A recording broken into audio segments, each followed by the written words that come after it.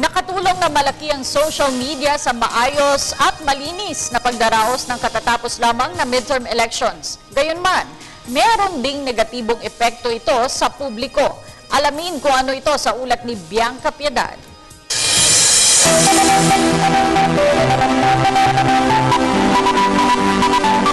Malaki ang naiambag ng social media sa pagkakaroon ng transparency at interaksyon sa naganap na halalan. Subalit sa kabila nito, napag-alaman ng survey na isa sa 10 social media users ang aminadong nakapagsinungaling na sila at nagkaroon ng false identity sa Facebook at Twitter.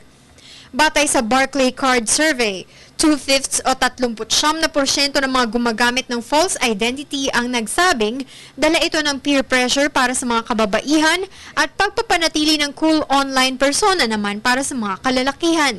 Halos 1 sa 3 rin ang umamin na walang gana ang kanilang buhay kung walang pagpapaganda sa kanilang public post at profile. Pinatunayan naman ng 4 sa 10 respondents ang cycle ng inggit sa positibong post at updates ng kani-kanilang mga kaibigan sa social media.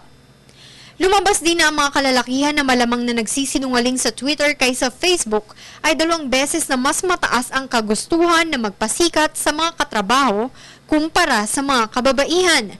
Samantalang ang mga kababaihan naman ay 2 beses na mas malamang gumamit ng photo applications gaya ng Instagram kumpara sa mga kalalakihan upang gawing mas nakakapagbigay puri o flattering ang kanilang mga larawan. Sa kabila na 12% lang nila ang nagsabing sinasadya nilang gamitin ito.